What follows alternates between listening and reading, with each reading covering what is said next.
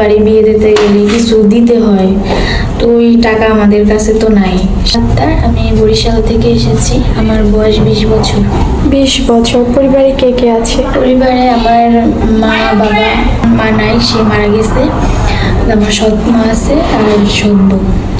সৎ মা সৎ বোন? হ্যাঁ। সৎ মা কি আসলেই সৎ মা নাকি আপন মায়ের মতোই আচরণ করে? মা তো মা, আর সৎ মা তো সৎ বলতে যেটা বোঝায়, তো আছি মোটামুটি ভালো মন্দ মিলাই, তাই না? হ্যাঁ। কত বছর বয়সে আপন মাকে হারিয়েছেন? এই 5 থেকে 6 বছর বয়স তখন। তাহলে মায়ের আদর পাওয়াই হয় না এক প্রকার, তাই না? না, এখনো আমি মায়ের দোর তেমনটা পাইনি।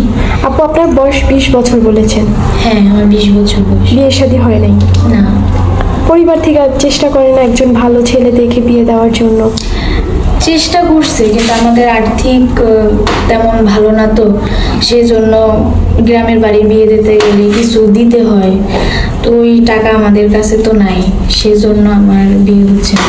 এটা ভেবে কেউ নেয় না যে এতিম মেয়ে, মা মরা মেয়ে কেউ একজন একটা পরিবারে গ্রহণ করুক? হ্যাঁ, এই যুগে আপু মানে টাকাটাই চিনে সবাই, মায়াটা খুব কম। মায়া কম। আপু, এখন আমাদের কাছে মূলত কেন এসেছেন? আমি এখানে আসছি যে একটা ভালো মনের মানুষ যদি পাই, তার সাথে বিয়ে করব, সংসার করব। যেহেতু আমার মা নাই, আমি অসহায়, সে কারণে আসছি। যদি একজন ভালো ব্যক্তি হয়, সে যদি আমার সব দিকগুলো বুঝে, যে আমি একটা গরিব মেয়ে, সে আমাকে মেনে নেয়, সেজন্য। আপু, তার বয়স কেমন হতে হবে? সে দেখতে কেমন হবে?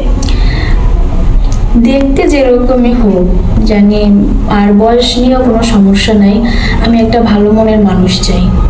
শুধু মনটাই দেখবেন? হ্যাঁ, আমি চাই, কিন্তু আমি অসহায়, আমার তো আর তাকে তো দেওয়ার মতন আমার কিছু নেই, শুধু আমার ভালোবাসাটুকু দেওয়া ছাড়া। সে যেমনই হোক, সে যেন আমাকে ভালোবাসে। যেহেতু এই ভিডিওটা দেশে এবং দেশের বাইরে থেকে অসংখ্য মানুষ দেখবে, তো ভাই যদি ভালো হয় বিয়ে করবেন? হ্যাঁ, করব।